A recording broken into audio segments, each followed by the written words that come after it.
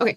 Yeah, so first of all, thank you all for being here. I'm really excited to make connections with your group and to, yeah, just collaborate more and have you all as a resource because you're boots on the ground on our beaches. And I think it's great. So thank you very, very much. Um, this is a presentation. It's maybe too much information. So I apologize in advance if it is.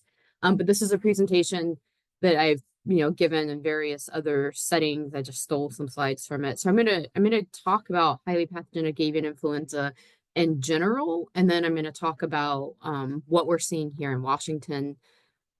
That's my slide. There we go. We're talking about H5N1 specifically, then in the US, update on what we're seeing in Washington, and then kind of a global, well, Washington specific, and then a global view on H5N1's impacts on wildlife. This is going to be very specific for wildlife, except for in the beginning when I kind of introduced avian influenza. And then I'll take a break for questions if there's any questions about avian influenza in general. And then I have a couple slides about sample collection and specifics regarding that. And then we can talk about like if I can send supplies or anything of that sort to the group. So for influenza, there are 4 types. Influenza A, I think we're all familiar with. This is like the really big seasonal flu virus of humans. It's also avian influenza. So typically when you see influenza A or avian influenza, they're kind of interchangeable. Influenza B is humans only. It's another seasonal flu version of influenza, but it's not as common. Influenza C is really mild infections, really not common. And then this influenza D is relatively new. I think it was first described sometime in the late 2000s, like 2010, somewhere in there. It's only been found in pigs and cows, no human cases yet. I say that yet because all the other influenza types do infect humans. So for influenza A, it's the most significant of the 4 because of its effect on humans, right? Because of its ability to cause these like global seasonal flu outbreaks. The strains in general for influenza A are named by this surface protein. So if you're familiar with the spike protein on SARS-CoV-2, which causes COVID-19, it's really the same, right? So H would be for hemagglutinin. There are 18 different types of hemagglutinin. N stands for the neurominid, I can't say that one, but the other protein, surface protein, and these help the virus basically bind to the host cells and then invade the host cells and do its viral thing. So there's 18 H's, 11 N's. If you do that math, there's a lot of different varieties or strains that you can have, right? So H5N1 is exactly that. And the different strains infect different taxa differently. Which is actually really important to note that the different strains infect different taxa differently. And so typically the human influenza A stays in humans, the bird influenza A stays in birds, but it is zoonotic, and so there is potential for crossover. The very basics for influenza A, waterfowl, as I'm sure you all know, are considered the natural reservoir for influenza A viruses or avian influenza, depending on how you wanted to name it. Historically, avian influenza rarely caused issues for wild birds. It was just a virus that was circulating in wild birds, didn't really cause mortality in the wild bird populations. That has now changed, and I'll go into that in a little bit with H5N1. So low pathogenic versus high pathogenic, the pathogenicity of these viruses, of avian influenza viruses, is defined entirely by its impact on poultry, domestic poultry. So low pathogenicity avian influenza does not cause disease in domestic birds, or if it does, it's super mild. The flock owners probably don't even know that it's in the flock. Versus highly pathogenic avian influenza can kill 75% of infected domestic birds. That's actually really typically 100% because the USDA implements a culling program. So if you have high path AI detected in your domestic birds, then you have to cull them. Only H5 and H7 are considered to be highly pathogenic avian influenza. But to make it complicated, not all H5 and H7 are actually high path. But the issue is when an H5, if it's a low path H5, gets into domestic flocks, flu viruses rapidly mutate, as we know from human flu, and that H5 can rapidly become highly pathogenic. And so whenever an H5 is detected, it's almost always, it's going to be considered high path because it has the potential to become highly pathogenic and kill a lot of domestic birds. And I have here, though, that human infections are very rare. With high path AI, when they do occur, the mortality rate's really quite high. It's over 50% high mortality rate. I do want to highlight that 50% mortality rate is really elevated because the majority of high path AI infections in humans occur in countries that have much lower standard of care for human health, and so it's much more of a risk in a lot of other countries. We've had, I think, 13 or 14 H5N1 infections in the US in the past couple of months, and none of those cases have ended in mortality. So it really is location dependent in the quality of healthcare. Avian influenza viruses are typically spread through fecal material for birds, and that is true for high path AI as well. It's mostly fecal material. Infected fecal material can contaminate wetlands. Obviously, this picture is really grainy and not very, very good. But I mean, you can imagine, right? There'd be a lot of feces in this environment. And so the whole watershed can become infected or contaminated, I guess is the right way to say that. And unfortunately, avian influenza viruses they're pretty stable in the environment. They can last for several weeks or longer, depending on the situation.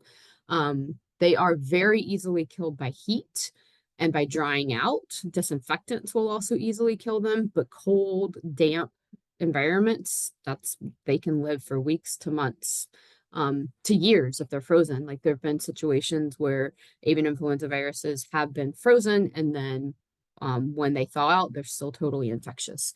So as you can imagine, by and large, Western Washington, pretty good environment for avian influenza viruses. So just to highlight again the symptoms of low pathogenic avian influenza, in wild birds, typically no signs, no clinical signs. Might see very mild respiratory signs, but not typically. For high path AI, this list really pertains more, at least to here, with the ruffled feathers, depressed mentation, lack of coordination, tilting head. Those are all neurologic signs. Nasal ocular discharge may or may not be blunt tinged. We found in wild birds that they'll also have like an opacity to their eyes, bluish skin. But really what we see with wild birds is sudden death, like perfectly healthy looking bald eagle found dead. I've had reports of hawks literally falling out of the sky. So really acute death in wild birds. This is a paper from Ramy et al. In 2020, or a figure from Ramy et al. From 2021, which if anyone's interested in the paper, you should be able to find it online. It's open source. Otherwise, I'm also happy to share it with the group. But this is how historically, it's a figure of how historically high path AI used to work. This is not true anymore, but this is just to help really show how prior to H5N1 hitting the scene, how high path AI viruses really work. So obviously wildlife, waterfowl are, kind of the maintenance reservoir group. Every now and again, it would spill over into domestics, primarily poultry. And it's in the domestics that it became the highly pathogenic avian influenza. If that high path AI spill back into wildlife, it was associated with direct overlap with agriculture, right? So one-offs here and there, raptors foraging around contaminated or infected farms.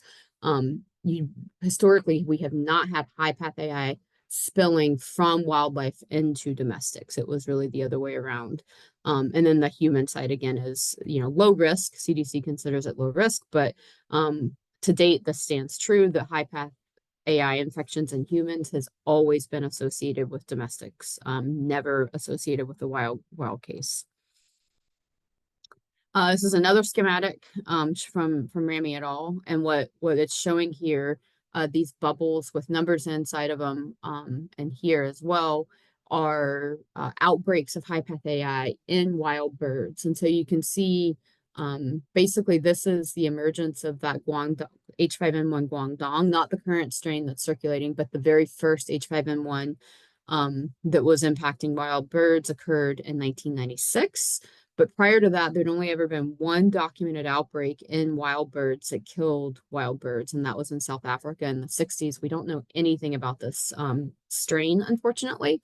But once the Guangdong H5N1 hit the scene, you can see that more and more wild birds were being impacted. So the very first H5N1, this is the current strain of H5N1, this 2.3.44. I think it was A. We're now at 2.344B. And as you know, like I'm sure you know, anyways, the avian influenza viral genomics is really pretty complicated, mostly because the virus mutates so quickly, just like the flu virus in humans. And so not all H5N1s are created or the same, but the current strain, I mean, they're all related, but they do have differences in how they affect their hosts.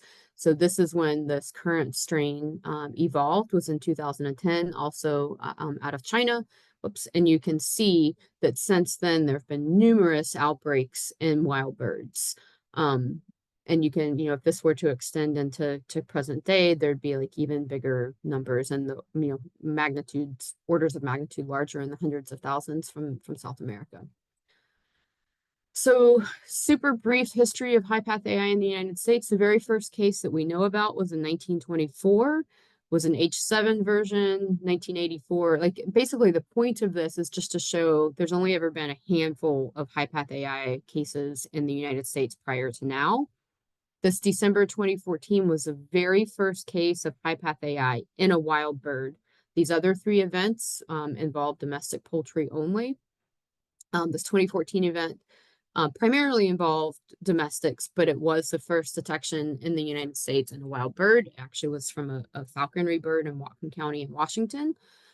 This event kind of progressed for about 9 months, but then ended in 2015. So we didn't see H5N1, even though it was here. It was about 3 or 4 different strains of high path AI involved in this 2014-15 outbreak, and it didn't manifest and become endemic like H5N1 has now.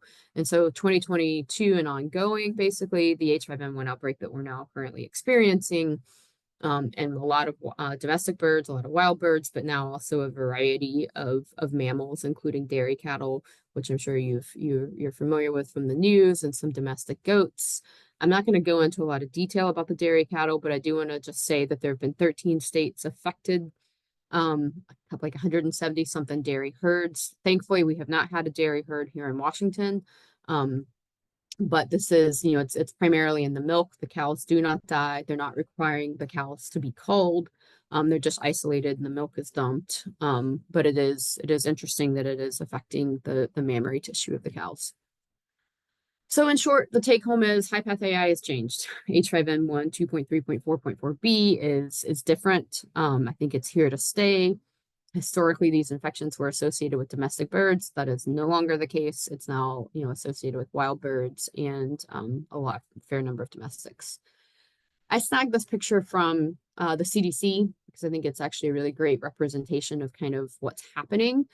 So wild birds, obviously, they carry avian influenza. They are the reservoirs for H5N1. H5N1 is spilling from wild birds into our poultry.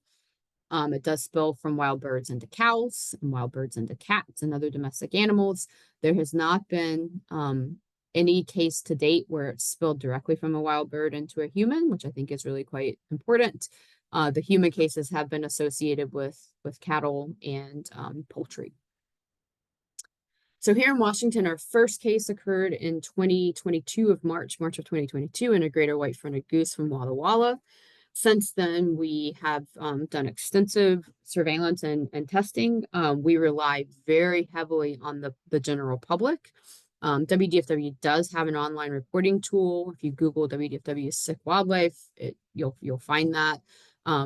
We have relied very heavily on that for identifying outbreaks in wildlife and getting samples from them. We work very closely with our district biologists throughout the state, also our state partners, the Department of Health and Department of Ag. And we also work very, very closely with wildlife rehabilitators. So a very large number of the cases that we have been able to confirm came through wildlife rehabilitators,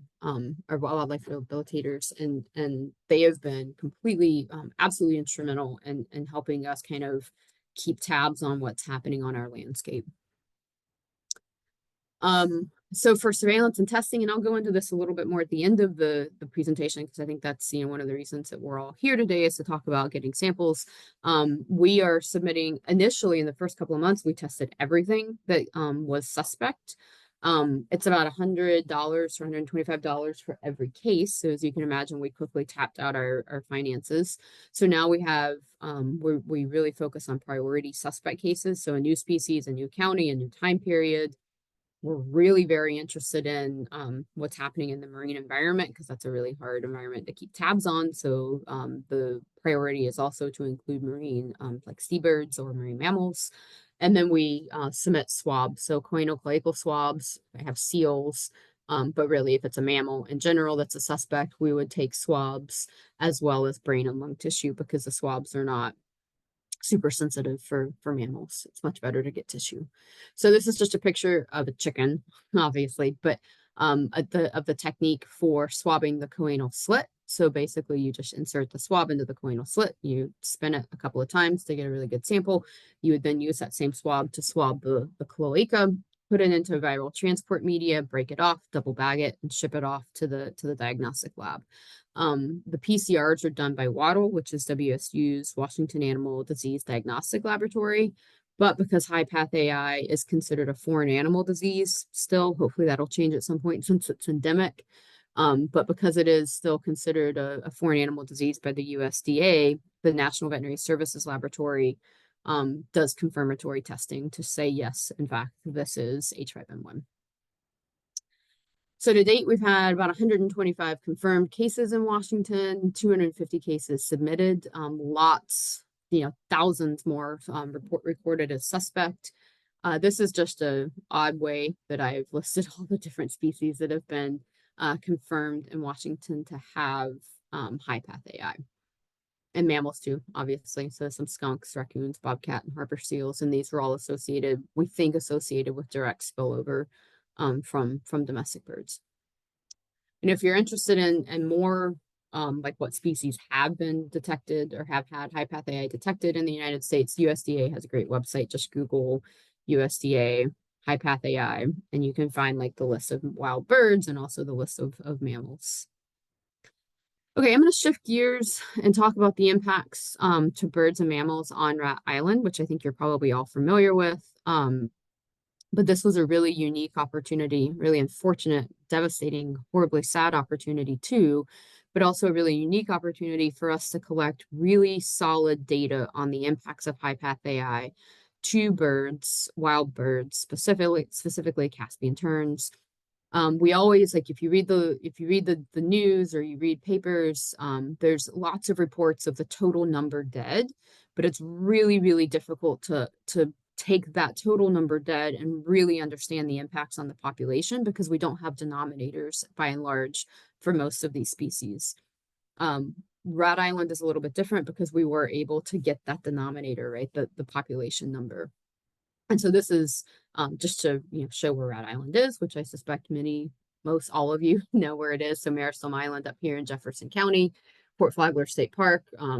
At low tide, there is a sandy spit here that people can walk across. And then Rat Island is about, I think it's like 1.5 miles or so long, well, only about a couple 100 feet wide. It's really great nesting habitat for Caspian terns. There's also black oyster catchers, and then a ton of gulls, the glaucous wing western hybrid gulls. And in this picture, you can see here this area where the vegetation is not present, and that's really where the Caspian tern colony was.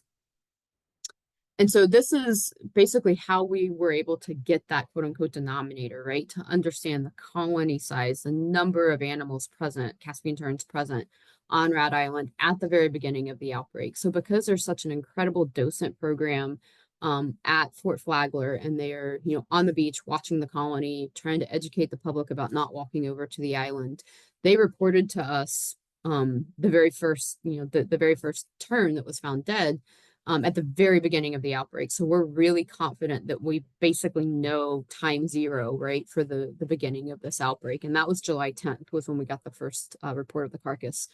We were able to collect aerial surveys on July of 2023 and stitch those photographs together and then count the number of terns present. And so we could count the number of adults. We could count the number of adults on nests. We only did that for terns because, as you know, the gulls don't nest. Their nests are a lot more conspicuous and hard to see, and so we didn't feel confident in trying to count those. And then the number of unattended nests with eggs, and we could also count carcasses. So you can see here's these are all carcasses here. These are carcasses in here. That's a gull. There's a tern flying, and then you can just see the number of terns on their scrapes. And so we were able to get a really solid idea of how many terns were present. And so this is really important because it's going to allow us to calculate the percent of the population that died from this outbreak. And so then in order to determine how many animals were dying, we did pretty much nearly weekly carcass collections from mid-July, so that July 17th date, through late August. Obviously, we had to wear full PPE, including, Tyvek suits, gloves, rubber boots, KN or N95s, goggles. And the reason for this is, because we knew the gulls were also exposed. As you know, if you go into a gull or tern colony, they will purposely try and defecate on you as a deterrent. And so the feces were aerosolized, right? And so we were being exposed to potentially high loads of virus in the feces. And so we worked really closely with our public health partners to ensure human safety in doing these collections. And this is just a picture of someone collecting some carcasses. And another really devastatingly heartbreaking picture. And you can see, like, this is from the second collection, and you can see a fair number of really downy chicks present. So this is a number of carcasses collected by collection week. So we started July 17th and we went through the last week of August, basically. Obviously, the very first time point of collection, we collected the most, and over time, that number went down as the disease ran its course. Also, as the number of terns just died, there were so many dying. And then the chick mortality curve kind of meets what we would expect for the normal bell curve, primarily because that very first collection point that we went out, the chicks had not started hatching yet. So we really get to see this exponential increase as the disease outbreak occurred in the chicks. And so this is basically numbers, obviously, but how we calculated the total proportion of birds that died. So based on those aerial photographs and the raw counts we did, as well as doubling the number of nests present, we estimated between 1,800 and 1,900 adults, about 990 nests. Sorry, we did not count the chicks, so we don't have a denominator for that. We can't tell you the percentage of chicks that died. And then we, counted the glaucous wing adults, but again, we don't really rely on this heavily because it was harder to count all of the adults present. So the number of terns that we removed from Rat Island as dead associated with this event was about 1,100, and that's 56% of that breeding colony. Relative to the gulls, only 3%. And again, I put a lot more faith in the Caspian tern numbers because we were able to get a much more solid count. But still, I think the story here is that the glaucous wing gulls and their hybrids are less susceptible to this virus relative to the Caspian terns. And then we kind of took that back a step to look at flyway level impact of high path AI on Caspian terns. And we did this by adding, you can see this number is a little bit higher. We had several other locations in Washington where there were Caspian terns affected by high path AI. Oregon, down in the mouth of the Columbia, this number is considered to be an extreme underestimate.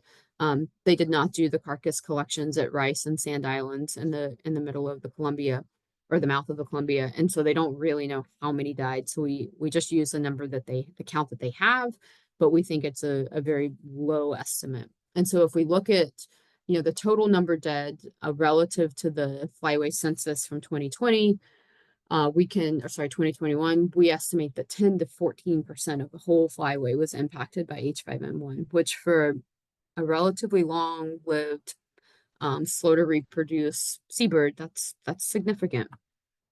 And then to add to that, there's really good indication that this breeding population has already declined by about 55 or 54%.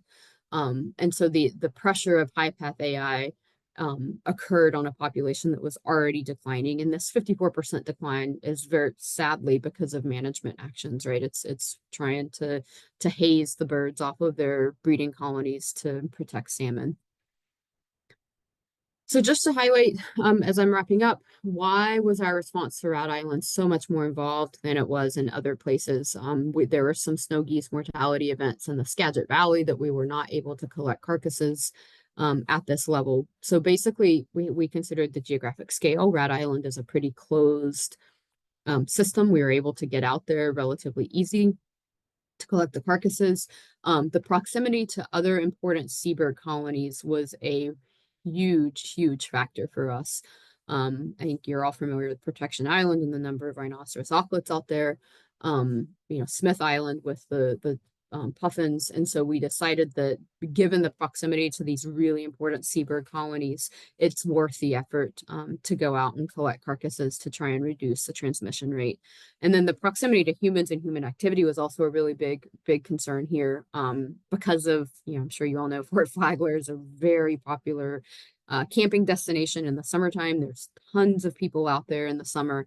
And so we, working with our public health partners, we really wanted to reduce the potential of carcasses coming in contact with humans or their dogs from a public health perspective. And so these were really the top 3 reasons that we were like, yes, we will put this effort in because it was a very, extensive. I think at one point I calculated the number of people days, and it was, like 80 something people days to do this work.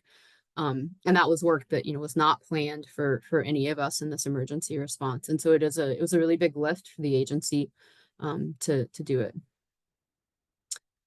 And then, a few more things at the time, we were basically guessing, hoping that removing the carcasses would reduce viral load and limit the spread within the terns and gulls.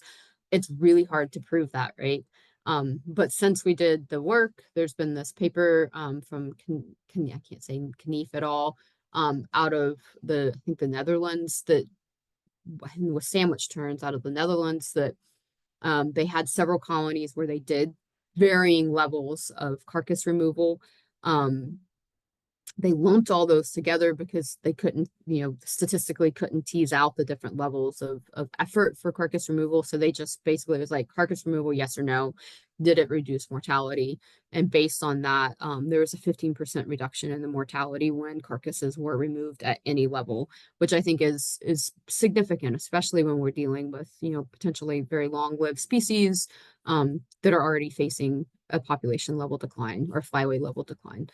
Obviously, our hope was to prevent scavenging, prevent transmission to other animals, especially the harbor seals. We did have spillover. 5 harbor seals were confirmed to have high path AI. Who knows if there would have been more had we not removed carcasses or not. But yeah, these were all things that we considered when we were deciding to remove carcasses. But obviously, we had an impact on the colony, on the tern colony, right? So when we would go into the colony and the adults would flush, that was the opportunity for gulls to come in and attack the chicks. And that's why at the end of August, when the chicks were not quite fledged, but a lot more mobile, we actually stopped carcass collections at that point because our impact to the colony was going to be too great and we would have caused too much loss of chicks. And so we stopped at that point.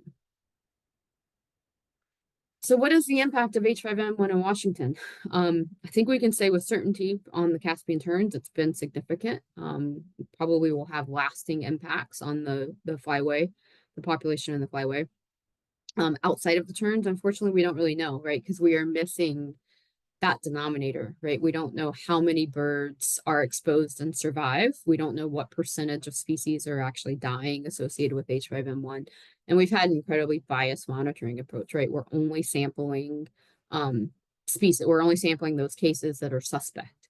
And so again, we don't know how many have been exposed and may have survived that infection. And so we are working with partners, specifically wildlife rehabilitators, to get blood from raptors that come into their care that do not have any signs of high path AI or any neurological signs, to look for antibodies, right? With the thought of like, how many of these birds that don't clinically appear to have high path AI might have antibodies to H5N1, and that'll start to give us at least an idea of which species might be exposed and survive.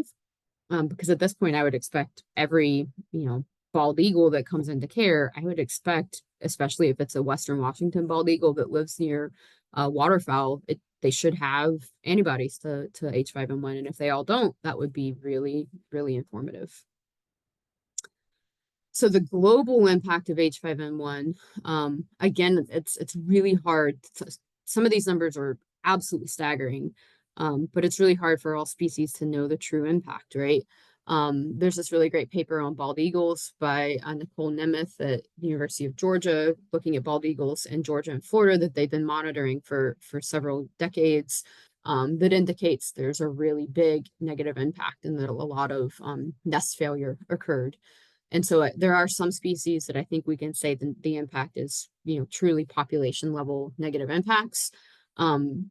The northern gannets and off the east coast of Canada, over 20,000 at a breeding colony.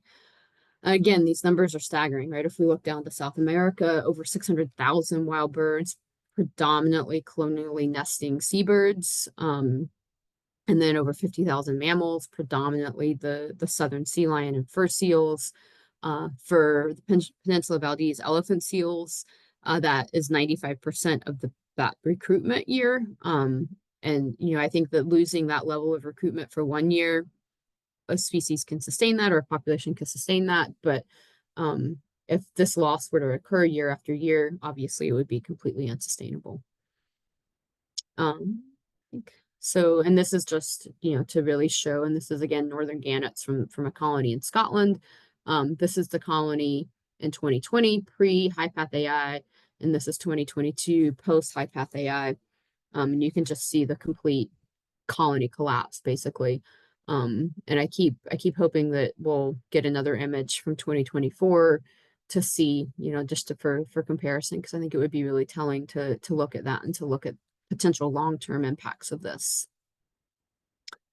And I also think it's really important, anytime I give this talk, I now bring up this idea of ecological depression. I think we all, doing the work that we do and seeing this level of mortality in the species that we dearly love, I think we all face this, right? And so just being able to talk about the impacts it has on humans, I think is something that's really, really important, because it is, associated. It's not directly linked to climate change, but in, all of the things that we face in dealing with climate change and what's happening in our ecosystems. And then you add this level of wildlife mortality on top of it, and it can be quite devastating. Here's a couple of links. These are the papers I mentioned. I'm happy to share them. This report's a year old now, but it's also a fantastic report, the Scientific Task Force on Avian Influenza in Wild Birds. So if anyone's interested in these resources, I'm happy to share them. And then I can take a quick break for any questions, if there are any, before we launch into taking samples from any dead birds that you may find.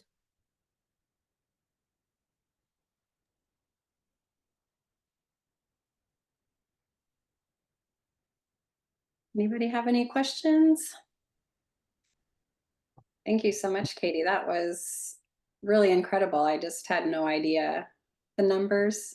Yeah, it's staggering. Yeah, and of course, last year we had so much concern over the colony there in Rat Island. We actually have some pigeon guillemot colonies that are right near there on Marrowstone Island and Indian Island. So I know folks were really concerned about that. Yeah. All right, looks like we don't have any questions. Sure, and we're very close to the end, I promise. I've done a lot of talking this morning. I'm sorry. So what if you find a sick or dead bird? Again, I think the priority is going to be on marine species, specifically these colonially nesting seabirds. If you find sick or dead pigeon guillemots, I'm definitely interested. Other species as well, so don't just limit yourself to pigeon guillemots, because you are out on the beach, right? So your boots on the ground, and can report these. I would say contact me. I put my email, and I can share this presentation, Shannon, as well, if you'd like. I know you're recording it, but I can also make it a PDF and share it. My email's here, and then my phone number's here. Sometimes I get so many emails. Sometimes I'm embarrassingly slow to respond, so I apologize. So if it's something that needs response immediately, I would say definitely don't hesitate to call or text. Text is great. Sometimes I'm working in the field and don't have good service, so text will come through more quickly than a voicemail. So definitely contact me. You can also report it on that reporting tool that I mentioned. So you can just Google WDFW sick dead wildlife, and that should be the first thing that pops up. I will say if you report it there, we get a lot of reports of sick and dead wildlife, so we can't respond to everything. So depending on, if it's I'd say really rotten carcass that's not really worth diagnostics or anything, you can report it there. But if it's something you need a quick response to, definitely contact myself. Or if you can't get in touch with me, you guys might have Scott Pearson's contact. You can also reach out to him and he'll get back in touch with me. If you feel safe collecting the carcass and it's a carcass that's in good condition, and by good condition, I basically mean it's not scavenged, it still has its eyes, it doesn't stink, not too rotten. And unfortunately, marine species do, especially in the summer, do tend, if they're on the beach, they do tend to rot pretty quickly. If they've been in the water or water's cold enough, it kind of refrigerates them. So it just depends on the condition, right? Of how they stranded. But if you feel safe, then collect the carcass. I can provide gloves. Shannon, I don't know if that's something I could mail to you and then you could help distribute to the network, but I can definitely provide gloves and some Ziploc bags. You can also just use an inverted Ziploc bag to pick the carcass up and then, close it back up. And if you can, like if you get in touch with me and we can coordinate getting it either to myself or shipped out within 24 hours, there's no need to freeze it. You can just put it on ice packs to chill it down. But again, if you can't get in touch with me, then stick it in the freezer if you have a safe space to freeze it. If it's like I've said in my talk earlier, freezing doesn't kill high path AI. So I'm not going to recommend putting it in your food freezer unless you're absolutely comfortable. If you do that, definitely like wipe the outside of the bag with disinfectants. And again, this is where that like freshness level comes in for the carcass. If it's not fresh enough that you don't want to put it in your freezer because it stinks, then it's not going to be diagnostically useful, basically. Or you can just collect a swab. And that's probably the easier, safer thing to do, depending on the situation. And again, that's, use your best judgment. And so I can provide swabs, I can provide the viral transport media, and then you would just swab the choana, swab the cloaca, break the swab off in the little tube of the viral transport media, label it with the species, date, and location, and then that can just be double bagged and put in your freezer as well, or put on ice packs until we can get it to the lab. Again, PPE, I would definitely wear N95 and gloves. I don't think you need goggles or the full Tyvek. Like the only reason we were wearing that when we went out to Rat Island is because of the birds flying over us and defecating on us. But at a minimum, gloves and a KN95 if you're collecting that swab and or putting the carcass in a bag to freeze it. And so I don't know what this group would prefer. I can see situations where maybe both. And so I can provide, gloves, N95s. I can provide some Ziploc bags, and I can provide swabs and viral transport media, and then, use your best judgment for what to collect and when. I don't know if we want to have a quick discussion on that, or I can just, Shannon, get your address for sharing things if that's the best For approach. sure. Sure. If you'd like to send me some things, I can figure out how to get it distributed to the different regional leads. Okay. And I can also put together like a 1-page protocol, right? For if you're collecting the carcass, here's what you do. If you're collecting a swab, here's what you do, to include with those sample kits as well. Yeah, that would be very helpful. I was thinking we could put something up on our website with instructions and then also the different contact numbers for you and the state. Definitely. Yep. That would be great. And then this is just the same slide, I think, that I showed in my talk earlier, but just to, reiterate where the choanal slit is. And some of these birds are small, right? So you can't really get the swab into the choanal slit. And if that's the case, you can just swab the pharynx back here, right? Like, so if you have a really small guillemot that you can't get the swab into the choanal slit because our swabs are decently large, then just swab the back of the throat as best as possible. And then freezing, and again, it's really important for if you have something as large as a loon, it's really important because you can see this loon got frozen pretty flat out, and then we could not get it in the cooler to ship it. So I've also had people freeze eagles kind of flat out. And an eagle's huge. Eagle's a really big bird.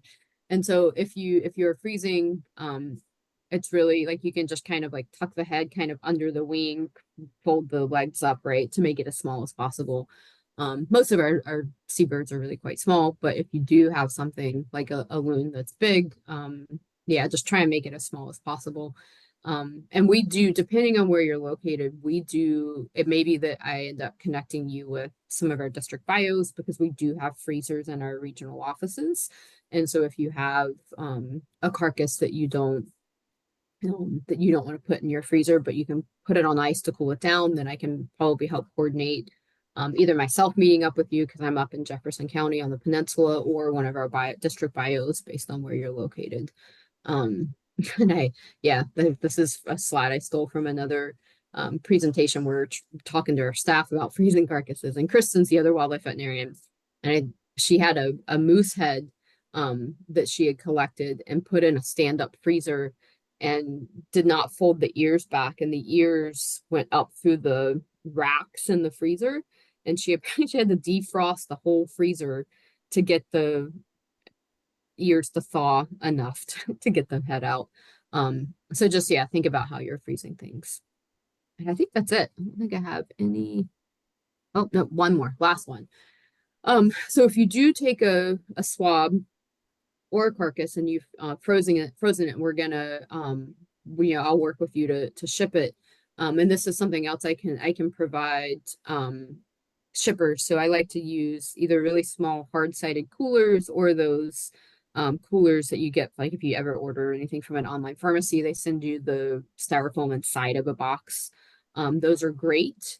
So I can work with you to either get you those materials, or if you have it already. So basically double or triple bag everything. FedEx gets really cranky if anything leaks, understandably. If it's something I'm worried about leaking, I will place absorbent material like paper towels or Amazon paper, the paper that comes with packaging, inside that second bag, or even just inside the box, right? Just something, if it does leak, that will catch the leak. Make sure everything's clearly labeled. I can provide what's called an accession form. So if we're going to submit it to the diagnostic lab, I'll go onto their website and put all the information in. Typically it's species, location, date collected, and then if there's any clinical signs that were observed, I'll get that to you, as well as a FedEx label, and I can even schedule a FedEx pickup. So if you don't have capacity to get it to a local FedEx, I should be able to schedule a pickup for that. And don't use wet ice because it will leak, and again that makes FedEx really cranky. So we like to use ice packs. And the diagnostic lab will return coolers if you need them to be returned.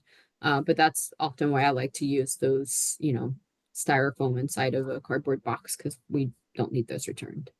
And again, if you collect something that we need to ship in, I will work with you individually to get that done. If it's just a swab and a viral transport media, a padded envelope is fine. The lab does like there to be a small ice pack placed in there with it just to keep it cool. But the swab doesn't have to go into a big box or anything like that. It's a little bit easier to send just a swab. So I think that's it. That's all I have. So I don't know if there are any questions, if we want to discuss anything. This is Brenda Johnson. I can't turn my video on today, but I hope you can hear me. Katie, I'm the lead of the team that's been surveying guillemots on that nice long bluff just opposite Rat Island. Mm-hmm. So we work at Fort Flagler once a week. In Awesome. fact, we just did a survey this morning there. And I remember last year, that we were taking really high precautions to make sure Mm-hmm. that we did not collect the birds, any birds that we found along the beach, but the state park or you guys did the Mm-hmm. collections. Mm-hmm. There were some terns that washed down the outer shoreline toward Whidbey Island, and maybe Mm-hmm. one or two that were found on our stretch of beach that we frequent. But this year we haven't seen anything Mm-hmm. at all. And are you guys like? I understand that you've been out there Mm-hmm. some. Mm-hmm. Have you been finding dead carcasses this year? Nope. Thankfully. Yeah, so we've been out twice. We went out last week and then prior 2 weeks, 2 or 3 weeks ago. Um, and last week the terns are gone. Like they've moved on to somewhere else. When we first went out, it was mid-June when we first went out. Um, and we estimated that there was maybe 400 or 500 terns, so not as many as there were last year. But they were there and they looked like they were starting to nest. But then when I went out last week, there was absolutely no terns. There was a lot of broken eggs around the margins of the colonies. And so I don't know if just the predation pressure from the gulls was so extensive that the terns packed up and moved elsewhere. We do have reports of a lot, the colony, I guess, at the Naval Yard in Bremerton being much larger than it historically has been. We have not been able to get in touch with the biologist who works for the Navy to confirm that. But I would be really curious to know if the Rat Island colony did move there. But to date, we've not had any reports of sick or dead terns. And I think you bring up a really great point. If we're aware that there's an active, ongoing H5N1 outbreak in a colony, like the Caspian terns or a colony nearby, we probably would exercise more caution in having you guys pick up carcasses, just because that risk would be greater at that point in time. Um, Based on what we know right now, the risk I think is pretty low. And so, I'm pretty comfortable asking folks that are comfortable, only if you're comfortable, right, doing it, to pick up carcasses or collect swabs if you can wear PPE. Just because we know the risk is so low right now. And I think the evidence, like even if the bird you sample ends up having high path AI, as long as you're wearing gloves and a mask and you wash your hands when you're done, the risk of transmission is so low. I will say with caveat of like if you're immunocompromised or otherwise have health concerns, please don't. You should Sure. definitely not come into contact with any sick or dead wildlife, birds or otherwise. Um, and again, that's why I leave it on a individual comfort level, right? Of with this knowledge and knowing the risk levels and your own personal health concerns. Because you can always just report it, right? And if it's something that's significant, and WDFW can commit the staff time, we can also get out there and sample it. Great, thanks very much. We'll keep our eyes open, but this has been a super helpful presentation. We really appreciate it. And anything that we can put on our website to see us through this season would be really valuable for us. Yeah, definitely. Thank you. Shannon, I'll work with you to get some information in the next week or so. We'll definitely put something together. And I do have a question for you, Katie, because a few weeks ago, Maria Ruth came across a sick guillemot in the South Sound.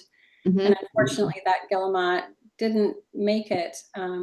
But do you have some advice to give us on what do we do if we come across a sick bird?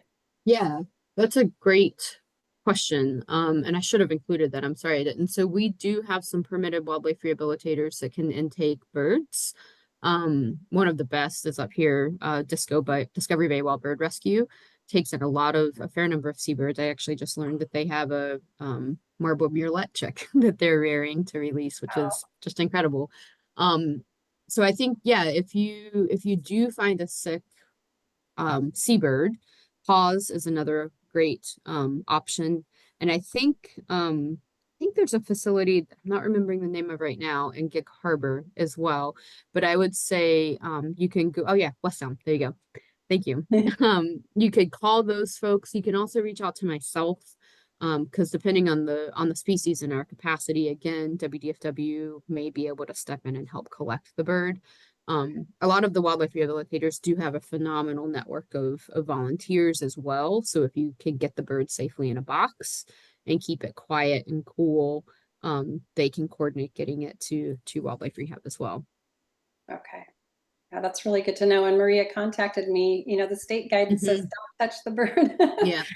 So it's good to know that we have other options and things that we can do to potentially save the bird if possible. So yeah, and I think that's one of those like fuzzy gray areas, right? So like for collecting carcasses, you can definitely do that under WDFW salvage permit because you would be working with myself or Scott Pearson and his permit.